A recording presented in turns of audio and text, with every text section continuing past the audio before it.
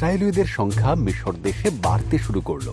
নতুন ফরৌন ভয় পেলেন যে ইসরায়েলীয়রা শক্তিশালী হয়ে উঠবে, তাই সে তাদেরকে দাসে পরিণত করল এবং তাদের সাথে অত্যন্ত দুর্ব্যবহার করতে শুরু করল। ফরৌন সমস্ত ইসরায়েলীয় বালকদের হত্যার আদেশ দিল।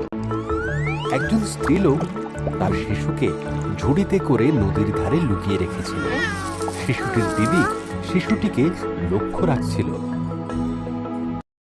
ফরৌনের কন্যা সেই নদীতে স্নান করছিল। শিশুটিকে দেখতে পেয়ে নিজের কাছে রাখার সিদ্ধান্ত নিল। শিশুটির দিদি বাচ্চাটিকে দেখাশোনার জন্য তার মায়ের সাহায্য নিতে বলল। ফরৌনের কন্যা শিশুটির নাম দিল মোশি। মোশি বড় হতে লাগলো। একদিন সে দেখল একজন মিশরীয় একজন ইসরায়েলীয়কে নির্মমভাবে মারছে। মোশি সেই মিশরীয় ব্যক্তিকে হত্যা করল। এরপর সে পালিয়ে গেল।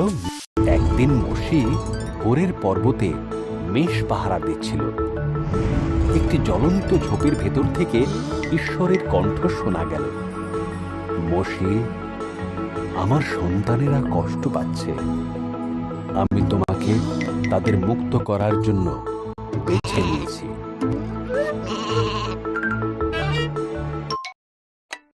আমি পারবো না, মোশি বলল।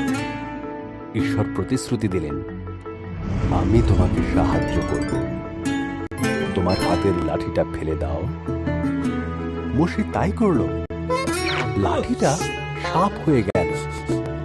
যখন সে হাতে তুলে নিল তখন সেটি আবার লাঠি হয়ে গেল।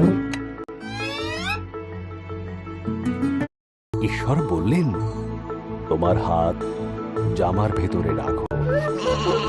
মোশে তাই করল। সে দেখল তার হাত গায়ে ভরে গেছে।